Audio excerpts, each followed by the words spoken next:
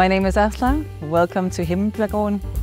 Himmelbjerggården means Sky Mountain Farm in Danish, and I'm happy to show you around.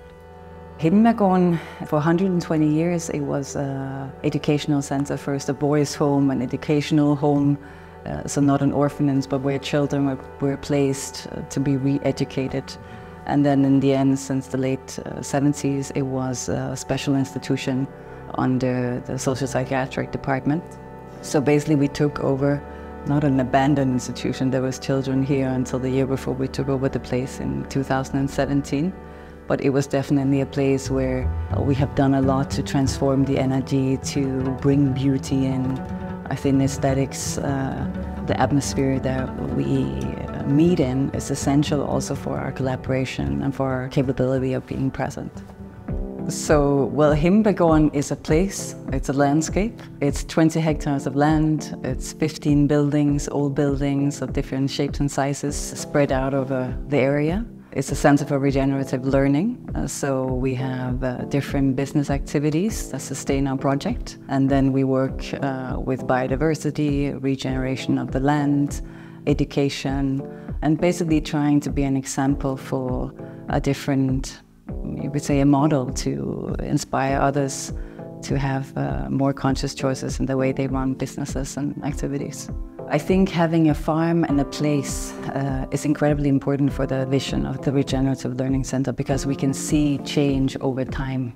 You know, it's not just something we talk about, we see how it is implemented.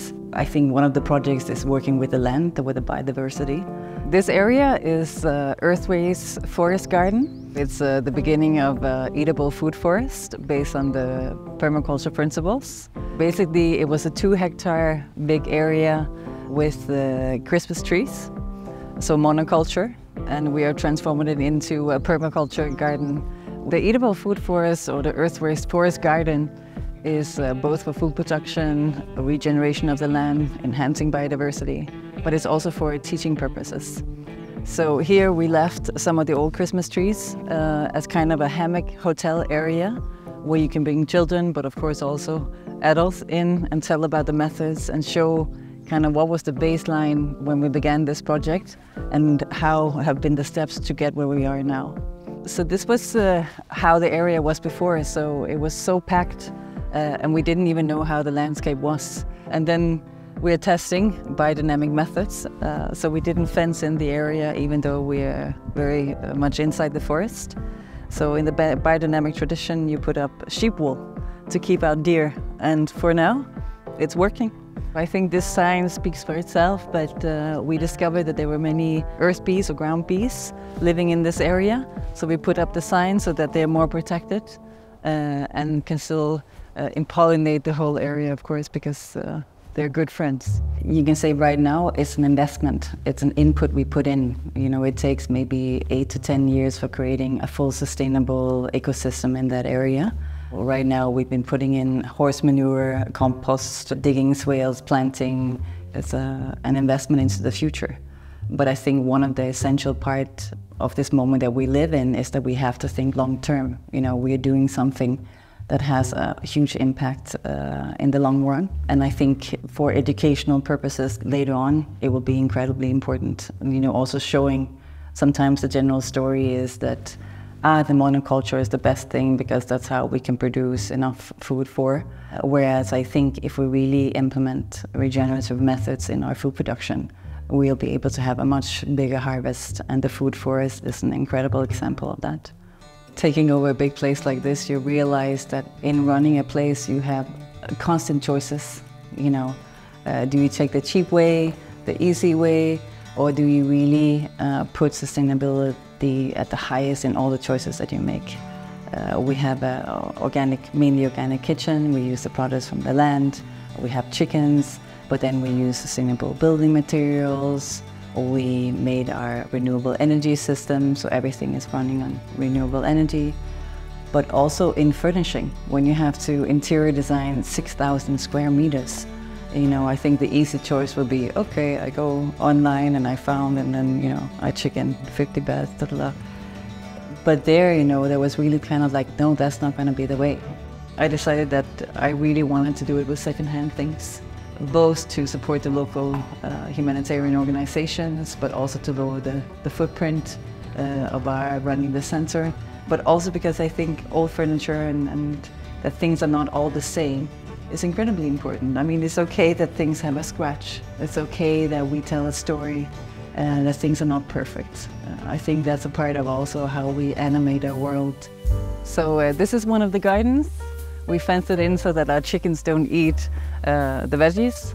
But this is an oak dig where we put cardboard, horse manure, compost, organic matter, and then we grow in that, and it has really been a huge success.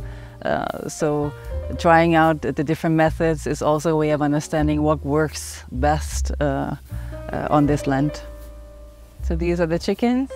Of course, they eat leftovers from the kitchen, and then, you know, they produce eggs, and they're excellent at fertilizing the soil. So we also put them in to the areas before we make kitchen gardens, a good and sustainable way, and then they're fun. When we took over Himmelbjerggården, we took over a pellet wood furnace, heating up all 6,000 square meters. And when it was coolest, we actually burned around 12 tons of pellets every 9 days. So a huge CO2 emission. So we have a company that then did calculations around how could we change that into a renewable energy system. And we made a heating pump system using the old infrastructure of the farm and dividing it into 3 zones. So this is one of the zones. And we are saving 320 tons and probably more, but that's kind of the minimum a year. And that was really important. Running a big place like this, I think the part around legislation was a part that I had not really realized the complexity of maneuvering within a country like Denmark. And that's, you know, building permits, limits to the land, the zoning. You know, on a political level, we're still in kind of evolution. Whereas I think, at least in Denmark, you know, the intention to lower our carbon footprint is there, but we still don't understand exactly how. And I think our legislation is kind of an evidence of that. You can't live in tiny houses, you know, there's a lot of limits to what you can do, and a complexity. You know, it's incredibly complex. And my hope is also that we will be an inspiration, also on a political level, that will open up for more experimental areas, because we need showcases. The biggest potential of this place is really becoming a reference point and a gathering point across all the different sectors of our society.